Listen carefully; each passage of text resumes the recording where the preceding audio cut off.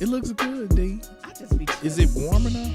Hell yeah, You need a coat. Nuh-uh, it's real warm. It's North Face. Okay. And it's not too bulky when I go into people's houses. Oh, good. Can't carry roaches out. Okay. Bed bugs, monkey pox.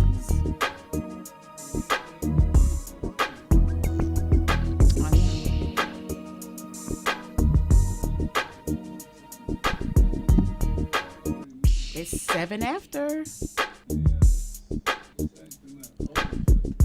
Oh, Gerald, you need to get this. What does it do besides hold water? The little thing in there.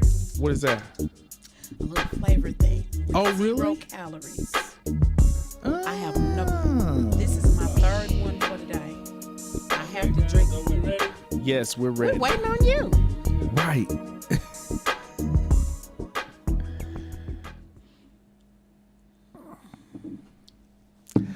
Hello and welcome to Cognitions, Speaking the Unspeakable with JP. And Stacy D.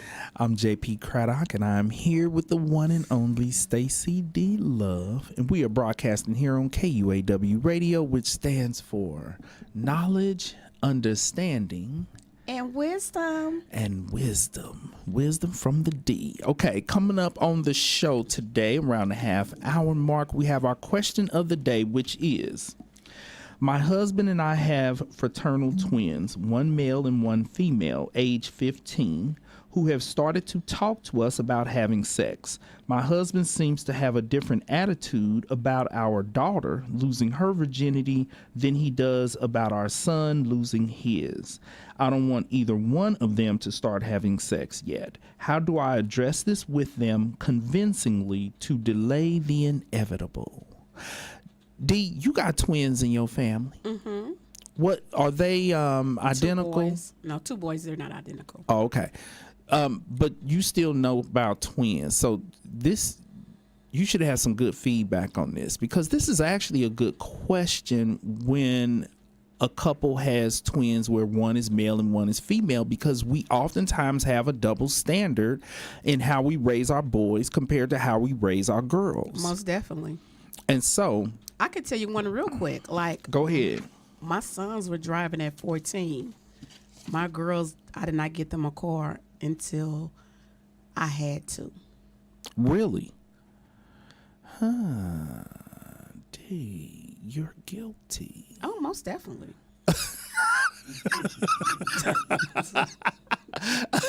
You are guilty of the double standard. Oh, yes. And it is. Okay. We can't get into this right now, but girls actually Your mature. ADHD. That I absorb from you. Girls mature biologically earlier than boys. So if one of your kids was going to be allowed to drive sooner, it should have been the girls, because they mature faster. And that might be true. And boys have more accidents. Teenage boys have more accidents in cars than teenage girls. And that might be true too. But actually, it was my oldest daughter that had the most accidents.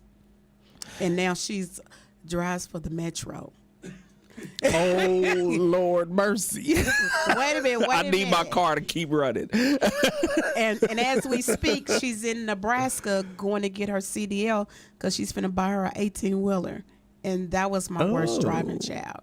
Yes. Well, she's improved over Yes. the years. Yes, she has. Obviously.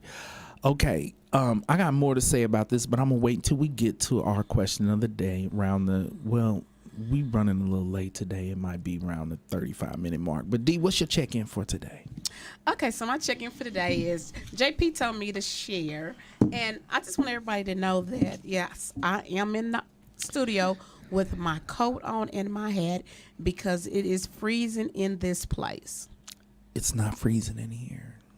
And You're the only one that's cold. And the engineer told me I could not move the heater. So once again, it's getting very, very hard for me to work in these standards. Aren't you sick, though? So now we all going to be sick. You're sick. That's why you're cold. I'm always cold. I'm anemic. What is he supposed to do with this heater then? Put it The right heater here by is me. usually over there. Yeah. Okay. but he gonna tell me I couldn't move it. It's getting to be too much. She can't work under these I just conditions, cannot Mr. work Walker. under these conditions. We are gonna do something. I mean, I got Oh my goodness. t-shirts on and everything. Okay, so anyway, you guys, I was talking with JP and he wanted me to share for the past 23 years. I always make goals for myself. They don't really be New Year's resolutions, but I always fall short. So this year, I really did make 4 goals, and I'm going to stick to it because it's not only am I doing it for myself, I'm going to do it for my mother because my mom died at 55, and this is my nickel year. I'll be 55 this year, and my mom died. So it's just like, it's something I want to do for her. And I'm going to share my 4 goals with you guys, okay? And they're 4 goals, and they're going to be little bitty steps. The first goal is that when I get on the scale, it's going to say 199.9. And I'm not going to wear any more clothes. I'm going to do all the drop it like it's hot contests. Oh. Twerking contests, Oh, good knees. twerking. Hey, y'all better get ready because I done got back in the gym again. Y'all better get ready. 199.9. And then it's dropping and twerking time. And no clothes. How do you explain that you have already been dropping it like it's hot and twerking, and you did the knee contest and could barely move? It's about to get better. Because you actually will be in the better shape to do the contest. Boy, You'll be able to do them and walk really the next watch day. out. They better watch out. They better watch. And I have actively got back into the gym. Like, literally. I had to tell them today, can you please stop talking to me? I'm trying to work out. And they was like, Stacy. I'm like, yeah, I gotta go. Right. They need to work out with you. Then y'all can talk and work out. If y'all on the elliptical or the treadmill, y'all can talk and work out. And when you talk and work out, it causes you to contract the muscles in your core, which increases burning fat around your midsection. It's kind of like if you sing while working out. Because were you ever in choir, D? I was in a church choir and they threw me out. How long before they threw you out? Not very long. I was only about 8 years old. You know, and the pastor be like, sing for the Lord. Let the Lord hear your voice. Yes, that's what you do. And I would be so loud and off key. And he was just like, Sister Stacey, we're going to let you be on the usher board. Oh, the loud wasn't the problem. The off key was the problem. I was loud and off key. I was singing over everybody. Oh, okay. Well, did they teach you while you were in choir to sing from your diaphragm? I don't remember that. And this is interesting because last week on the show, we showed our viewers how to do diaphragmatic breathing to lower your anxiety. And we did do that. Yes. Well, singing from the diaphragm is where you're singing from the diaphragm, and so you focus on that midsection region, and it helps you to project more. It sounds like you was projecting really well though. In the choir, yeah. You was loud. I always been very loud. Oh, Lord. Okay. So now all your sorrows are happy. And so here's what, if you're working out on the treadmill or the elliptical, sing low, because apparently you aren't always on key, but sing low, and if you are focusing and singing from your diaphragm, you'll feel that tension, and it'll feel like you are burning more fat from that region, because you know the elliptical does a good job of burning fat from the midsection anyway. I know. So, and your talking peeps, they need to be on the elliptical next to you. Me. Okay, y'all talking, doing the elliptical. I'm gonna tell them that. In the morning. I mean, guess what, you guys? Me and my weight goal. 199.9. 199.9, and I'm dropping it off like it's hot. That literally, like my daughter, the one that lives with me, that won't never move out. She even got up this morning and went to gym with me because guess what? It's never good when your mama's looking better than you. True. She needs to get to 199.9. Is she over 199.9? tell her that's her goal now too. That's her goal now. That's too. her goal I know. also, because she can't be in And like she's shorter worse than me. shape than her mama. Exactly. She's too young. She's too young. So this is good, and y'all can do it together. We can Take do it her to the together. gym with you. I am. I'm gonna make her not drive even. Which ain't got nothing to do with working out. That's just the D dropping orders on her kid. That's right, because I can do that. Okay. Here's my. What else? What other check-in you gonna do, D? Any other goals you want to cover besides the I'm gonna tell you 199.9? the other goals next week. So it's gonna be a 4-part thing. I'm gonna tell you the other goals Okay. next week, and I'm gonna keep everybody focused because ever since the first, what's today's date? 12. I have lost 8 pounds, which is great. which is Great. Now, listen, for those of you, I want you to pay attention to something that the D said, that she is setting goals. And she said there's going to be tiny, tiny steps. And what she's talking about is when you set a big overarching goal, you are supposed to have measurable objectives, which are the steps towards that goal. Otherwise, the goal becomes overwhelming and Yes. you lose sight of it Yes. and you drop off from it. When you have short measurable objectives towards the goal, you get to have small accomplishments throughout the whole process. So Exactly. one of the D's measurable objectives is going to the gym. Okay, she has her water bottle here. She's monitoring her water intake. Okay, she's going to set some measurable objectives around what equipment she uses in the gym. All of those are the short steps, measurable steps towards the goal, and they're measurable because you're able to quickly tell if you have been successful or if you have failed at meeting that objective, that step. exactly. And I'm only losing 4 pounds a month. So That's literally good. 1 pound a week. So really, I'm all the way in February already. I'm You're ahead of the game. ahead of the game. And I still got 2 weeks left in January. Now that does not mean go eat a cheeseburger later today. And you know what? I did have that feeling. And it's just like, no, Stacey, you're not going to do that. Don't. But actually, I not could do eat a it. cheeseburger. Listen, I could Don't, eat. D. I can't eat the cheese, but I can eat the meat and don't fry it. Are you and doing broil keto? it. No, Don't do keto. I'm not doing keto. If you have to have a burger, although we're not getting paid for this endorsement, but I gotta say it. The spicy black bean veggie burgers I'm not by eating Morning that. Star I'm not eating that. are so good. They are so good not that eating that. even kids love these burgers. And how much fat is in there? It's a veggie burger. What do you What mean? that means? D, it doesn't How much have a lot. sodium? It doesn't Because have a it's lot frozen. of fat. Okay, check it out when you get to the store because I don't have the package right here. Bring it up on your smartphone. No, we don't have time for that, D. Oh, okay. But I mean, bringing up stuff we that we already can't was do. late. Listen, the black bean And why were we late? spicy black. Well, Mr. you Walker were was having no. difficulty. You were in the bathroom washing your hands. Okay, you guys, losing weight makes me more jazzier. Are y'all checking this out? Okay, come on, JP. Come we on, are come not late because of my head washing. First thing, y'all wasn't ready. No way. That's why I went to wash them. Okay, so D, check out those burgers. I'm serious. Even kids love them burgers. But I can Sashi eat snatched beef mine twice a from week. me last night and ate it, and she doesn't eat anything. I know. She told that burger. But you were eating it. So if you're eating it, she's She gonna don't eat care about what I'm Really? eating. No, she's a very picky eater. Okay, here's my check-in. Speaking of my Sashi boo, the holiday season, we spent time with a lot of family members on Nadine's Right. side and on my side, and I decided to closely observe my baby, who is almost 4, because my Sashi boo is oppositional and defiant. You think?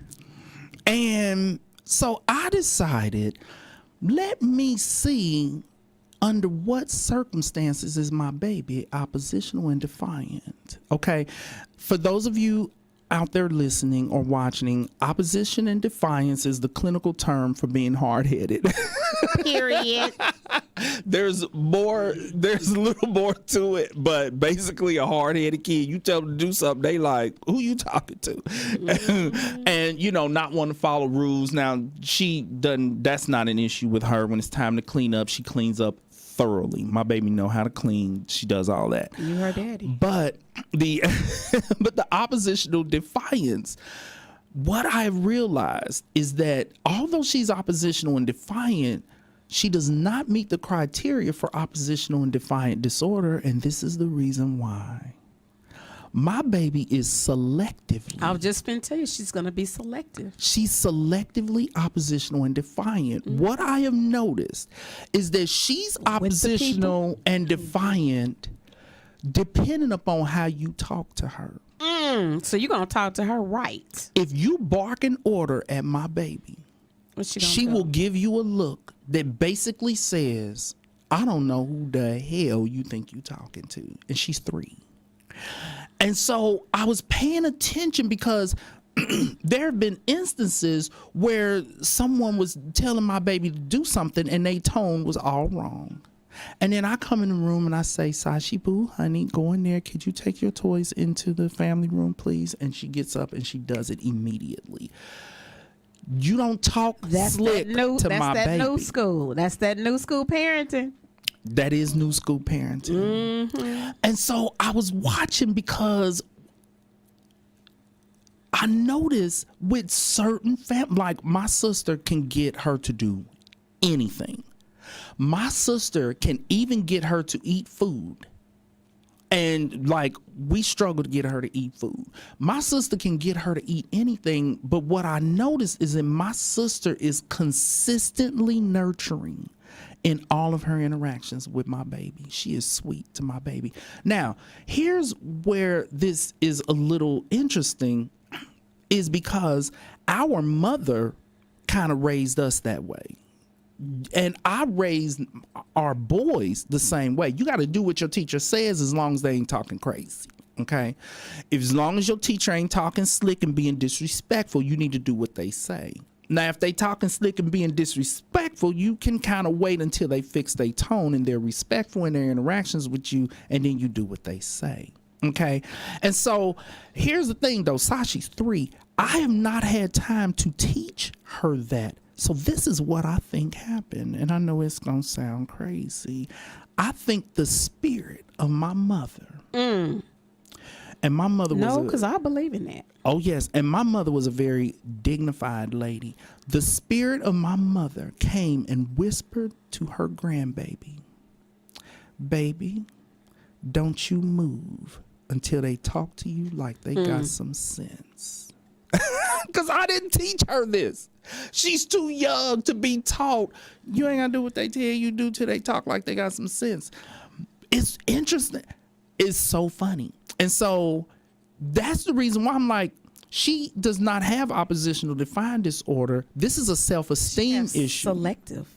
It's selective, and you have to instill that level of self-esteem, especially in your sons and your daughters. But I don't want her to end up a teenager and I'm walking past the family room and her little boyfriend in there talking crazy to her and she's allowing it. I need for my baby to be able to look at her little boyfriend and say, I don't know who the hell you think you talking to, because my daddy said don't nobody talk to me like that. Now you either gonna get punched in the face or you gonna talk like you got some sense. Mm-hmm. And so it does start at an early age, instilling that level of self-esteem. Oh, wow. Guess what I was thinking? I was adding up numbers. Okay, Sasha Boo is 3. Almost You're 54. So she's not going to date till she's, 16 at least? Mm-hmm. Well, I don't know, because y'all some new parents. Nadine did allow our sons to start dating early. Okay, so we're going to say 14, so we're going to say 10 years. I didn't say we was doing that with my baby. Listen. What did he just tell me? I can't believe I did that. There's no way I just did that. He did it, you guys. The double standard. Did y'all hear that? Oh my! On national radio. It flew out You so did that. fast. As it was flying out, I realized, oh, what are you saying? You said it. I'm guilty. You're guilty. So he was trying to comfort me earlier, you guys. You heard that, right? Oh, my baby's not dating till she's 16. I'm going to have to let Nadine know. We're not bending these rules for our baby just because you had them boys dating. Well, I tell you one thing, JP. About time she gets 16, you're going to be 64, 66 years old. So you better continue I'll staying be on that. 63 because I was 49 when she was born. I'm going to be too old for somebody to be talking crazy to my baby. Basically, yeah. And So you really need to start going to the bullet hole with me and us shooting. and I can blow the wings off a gnat. Last time I was up in the bullet hole, they should have pulled me aside and offered me a job. I remember you telling me about that. Because I got that from my mama too. Okay, here's my next check-in. You know, last week I talked about my dental crisis, right? Mm-hmm. It ended up getting worse. I now have an infection and dry socket. Okay, you got the dry socket because you were spitting. I don't know why. I'm telling you why. That's how you get dry Well, sockets. I wasn't Engineer. spitting though. I know they Google say it. that. Yes, they say that. But remember, I have had 3 other wisdom teeth pulled and a whole bunch of. I barely got teeth left. Okay, I was not spitting. I researched it. So wait a minute. So not only is she gonna be over there dating at 16 and with the old man on the cane, but you're not gonna have no teeth either. Wait a minute, Kane. I'm gonna be still running 5Ks first thing, and I'll have implants, so I'm gonna have wonderful teeth. Listen, I looked it up because I know better than to spit. I don't smoke. I didn't drink any alcohol. They said if you go through trauma, and remember, it took them 2.5 hours to get the tooth So out. the The trauma of the procedure Wow. possibly caused the dry socket, or I don't know if maybe the infection could have caused it. It was so bad. Remember I said that I will never take prescription pain meds. Guess who had to go by the pharmacy begging them people, almost in tears. The pain was so bad my chest was hurting. Now, on a positive note, I have already gotten back off them meds. I figured out the right combination of over-the-counter meds to replace those meds, because I am not going to become a part of the opioid epidemic. But the pain has been especially awful. I had to go back up in there. But they was nice. They were very nice. But they was like, this is bad. We're going to give you antibiotics. Da, da, da, da. It turned into a damn nightmare. But Go to sleep when you get your wisdom teeth taken out. go to sleep. Be so unconscious. You need to be almost in a coma. The next time I have a tooth pulled, they going to be struggling to wake me up. Exactly. That's how sleep I'm going to be. Do not be awake for this mess. Okay. Mental health illness in the news.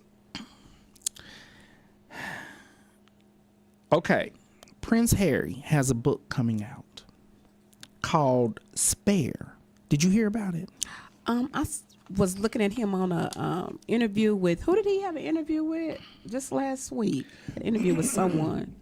I don't know. They were speaking on it. It was, I didn't like, he started talking about his brother, so I turned. I don't like that. Well, listen to this. The name of the book is Spare. And so I was wondering, what's the story behind that title? Mm-hmm. Here's the story behind it. The Heir and the Spare. This is a term referring to aristocratic families about one son being heir to the throne. The other one is a spare. He's a spare, like a spare tire. Yeah. Oh, it gets worse.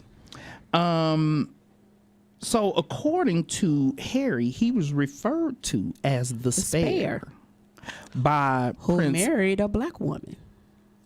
which that's in the book too. Yeah, he's not even the spare anymore. He's still at the store. They returned him to the store. Once he married that black woman, they like, over. we returned him to the store.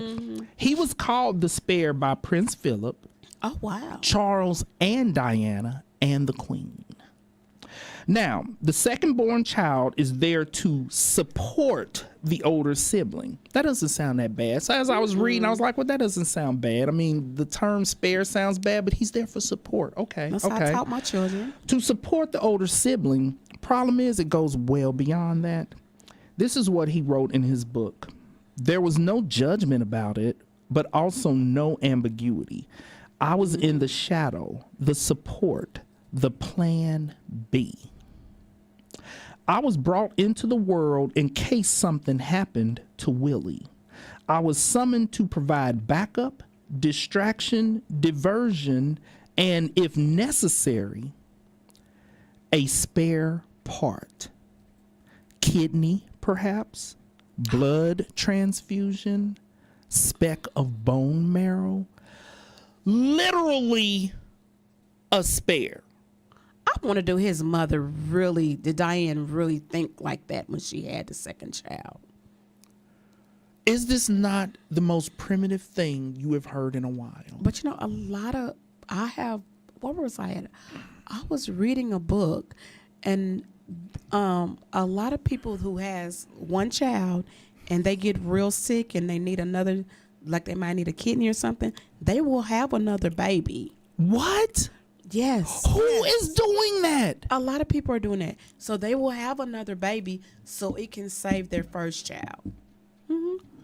Spare. Let's look at this psychologically, what it does to a child. Mess him up, because guess what? He was the party son.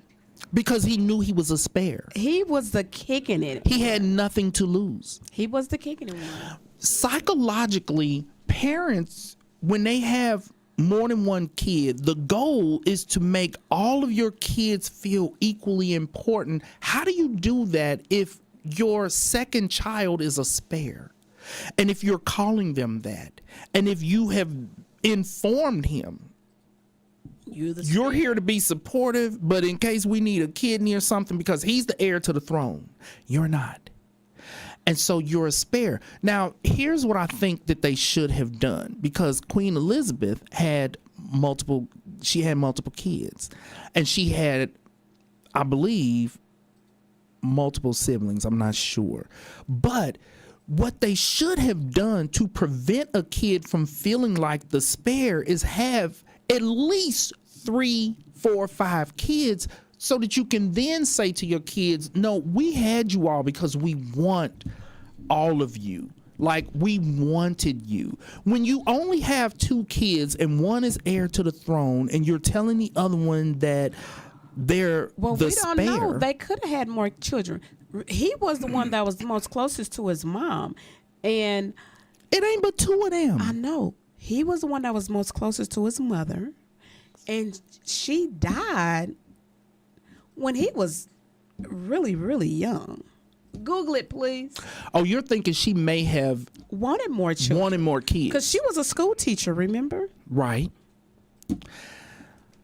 Well, the problem is they didn't. She wasn't going to have more kids with Charles. Oh, yeah, because they had already divorced. So if she'd have had more kids with somebody else, that doesn't prevent Harry from feeling like he's the plan B. He's the backup plan. If something happens to Willie, then I'll ascend to the throne. Or if he needs, an operation or a kidney or something, I'm here for. I just think that psychologically, that does something to a kid. Imagine if your existence was due to you being a spare. I see so many families in therapy where they are trying to convince their younger kid that they are as important as their older sibling, and vice versa. How do you do that under this whole the heir and the spare thing?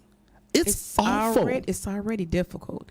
And with that, I just can't even imagine, because my grandchildren, well, I ain't the parent, They know that What? You got plenty kids, D. I have 4, and my children always say that one of the other ones are the favorite, or that one's the favorite, or that one's the favorite, and that one's the favorite. And I tell them that, Which is common. And I let them all know that I love you all equally but differently, because you're different. Because you're different people.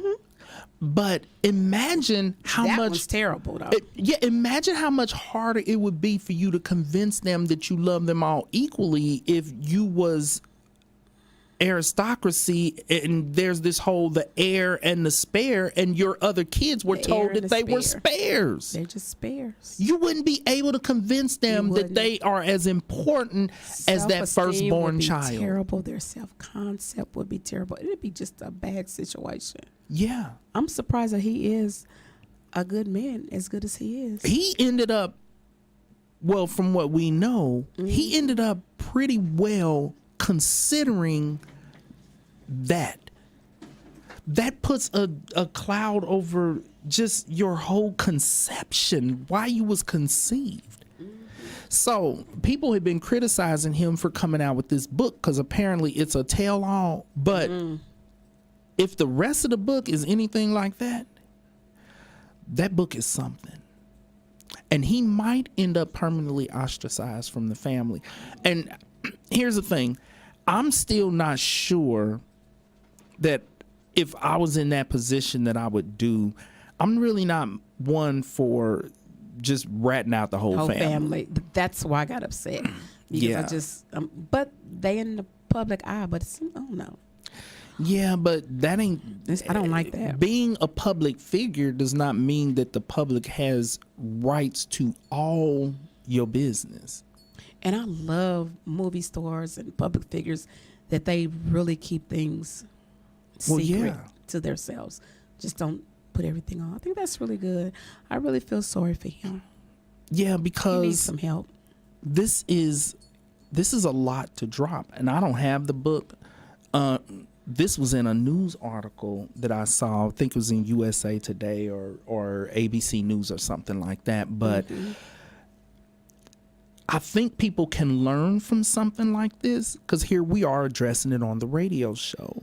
And the message that we're sending to parents is, please, now, regular folks ain't, y'all not aristocratic, and y'all ain't getting a throne. The heir and the spare. Y'all ain't an heir to a throne. But it is important to try to prevent your kids from feeling like they are less important than your firstborn or the youngest or whatever the case may be.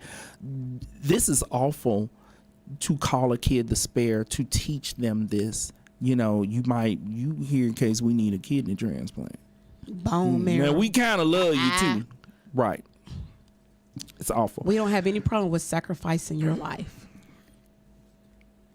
That's deep. Yeah. That's just, I was shocked. Okay, here's my next mental health and illness in the news. I don't know if you have time. We do not have time for this one. It can wait. Okay. It can Next wait. week. This one is about optimism and the value of optimism and how it affects brain chemistry. We can come back to that. Let's get to our question of the day. Okay. Thanks, D. No problem. Because I forgot y'all got us running late. That's what I'm here for, to support you. D, you are not the spare. The professor is. The professor, he's like, forget y'all. Okay, question of the day. My husband and I have fraternal twins, one male and one female, age 15, who have started to talk to us about having sex. My husband seems to have a different attitude about our daughter losing her virginity than he does about our son losing his. I don't want either one of them to start having sex yet. How do I address this with them convincingly to delay the inevitable? And with the statement that I just made about my daughter not dating as early as my son's, my initial response to this might be invalidated by what I said 5 minutes ago. But Well, D, what do you think? Because you got twins in the family. Imagine if one was a boy and one was a girl, and developmentally, this is around the age that they're going to be wanting to talk about sex. They get hot, yeah. The hormones are raging. Okay, I had a baby at that age. So yes, okay. So D, Yes. what is your response? How does a parent handle it when? One, how do you handle it with your spouse if your spouse is like, well, my boy can have sex, but my daughter can't, but they the same age? How do you handle that with your spouse? Because the parents need to be on the same page first. And they're not going to be. Because he ain't going to budge He's from not what going to budge. And I'm, it's really bad to say this, but in a man's point of view, he wants his son to get on out there and get it just so he will not be gay. I'm serious. They push. This is to prevent homosexuality. Yes. Get out there and get you some cooch so that you do not end up chasing But that's penis. not going to stop it. No, it's That's ridiculous. not going to stop it. That's ridiculous and primitive. But in their mind, So that's the and reason a lot for of men are primitive. Yeah, that's the reason for. Okay.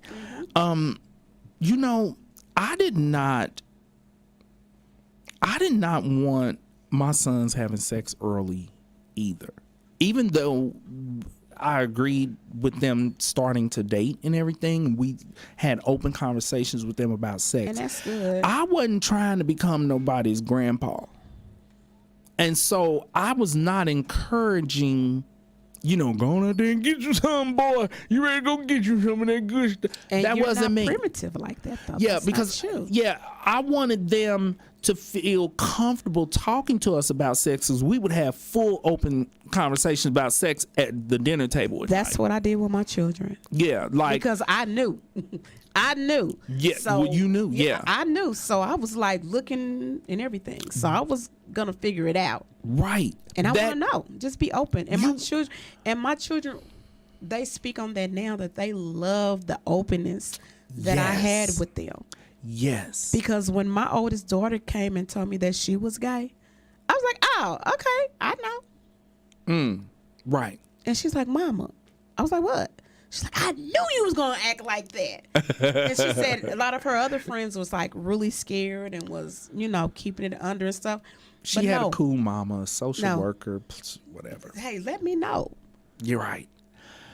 You have to pay attention, parents. You have to have that open communication. I see so have many to have parents it. in therapy who are so afraid to talk about sex with their kids. You not talking about sex is not going to prevent your kid from having sex. In It's fact, not. you not talking about sex is going to increase the chances of your kid having Curiosity sex. killed the cat. And they're going to learn about sex on these streets, which is a problem. It is better for them to learn about healthy sexuality from you at the dinner table than them to be listening to Junebug and Cletus. Well, this is what you're supposed to do. You don't want your heathens learning about sex on the streets. From the wrong people. From the wrong people, getting the wrong information. The wrong environment. Yes.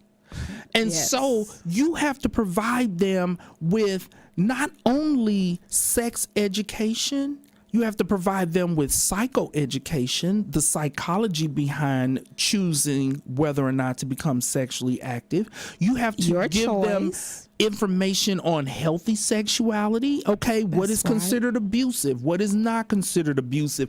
Like, you have to cover a lot of bases. You have to get comfortable having these conversations. You have to. So, And it's really weird because guess what? I never had the conversations with my parents, my grandparents, or my great-grandparents. never had So I it. guess that's my mid-level parenting that I did. And you know what? Never had those conversations. The only conversation that my mother had with me, I was okay. The bus. This is in middle school. The bus would let me off at the end of the block, and I was coming home from the woods in the opposite direction. And so my mama said to me, What you up in the woods? that's what she asked me. She knew who lived on the other side of those woods. And so she said, who you walking home? Ooh. And she already knew who I was walking home. This was my mama's version of the sex talk. I tell you what. She said, I'm going to tell you one thing. Yeah, let me tell you one thing with her hand on her hip. Hand on her hip. Let me tell you one thing. You can get that little girl pregnant if you want to, but you going to take care of that baby. I will take every penny that you make and give all of it to her and her parents. That was my mama's version of the sex talk. There wasn't no healthy sexuality. This part go here, that go there. She's like, look, all your money. You're going to be broke. Right. And I wasn't even old enough to have a job yet. So when you tell a kid, she's taking all your allowance. Did you when get you allowance? get a job, allowance? Okay, I what? didn't get allowance. Wasn't no allowance in the 80s. Okay. When you tell a kid, when you get old enough to get a job, you're going to be working every day and you ain't getting none of the money? Nothing. That I do not suggest that to parents, but it was a very effective sex talk. Okay, because let me tell you, guess who didn't have no kids today was in their 40s. My mama traumatized. My mama traumatized me so bad. I was in my 40s. That's sad. But hey, guess what, everyone? It did work, didn't it? It did work. It did work. Okay, so for this, viewer who presented this question, at least try to get your husband on the same page. But I agree with the D. A man is not going to budge on his daughter having sex. He's not. Not at all. What you might be able to get him to get on the same page with is we need to be on the same page with our son and our daughter. So if you don't want her having sex, don't be telling him it's okay for him to have sex. That inconsistency actually makes you look like a hypocrite to your children, and children do not respect hypocrisy. No, they do not. So although your son will end up real happy, like, that's how I'm going to do it, your daughter will lose respect for you for being a hypocrite. Mm-hmm. Teenagers do not handle hypocrisy very well. They are rigid in right and wrong, okay? They are very concrete in this and rigid. And so to prevent yourself, and this is how she needs to approach this with her husband, is approach it from the perspective of how it could negatively affect his relationship with his baby girl if he is a hypocrite. Oh, and he's going to be upset about that, because let me tell you how men are with their daughters. I can still get anything from my daddy. Yeah. Mm-hmm. Yeah. Baby girls get what they want. They get what they want. It's hard to say no. Mm-hmm. It is hard to say no. Mm-hmm. Okay. Okay. And so the husband might be willing to change his perspective if you address it from the perspective of, do you want to lose your daughter's respect because you're being a hypocrite, telling her that her twin brother can go out and have romps in the sack, but she can't. Focus on the healthy sexuality, the education around sex, provide lots of information on STDs, And also let them know, when you decide to do that and you don't feel comfortable coming to me, you can still go and get some contraceptive and things of that nature. Yes, the goal is for your kids to feel comfortable coming to you about it. But we are talking about teenagers, and you are their parent. They're going to be willing to talk to their therapist, the school social worker. They'll be willing to talk to a whole lot of people before the parent. Yeah, because I actually gave my children their insurance card. So in case they wanted to do that, you're open. Go get your birth control. Go get your birth control. I told my son they give out free condoms at the health department. They sure do. So I mean, give you a bag of them. A bag of them. Different colors. Yes. So that is JP know about that, don't he? Let me tell you. I'm constantly here's where it gets difficult though in therapy is sometimes I'll have a parent who is like, nope, my kid is not allowed to have sex till they 18. And so then as a therapist, it puts the therapist in a really bad predicament, because you have the kid coming in for individual therapy talking about sex, and they don't have access to condoms, they don't have access to any other form of birth control, and the parent is saying this is not a subject to be discussed. It is a problem when parents are being ridiculous and not meeting their child where the child is at. Exactly. Because you so determined that, no, this ain't something we gonna talk about.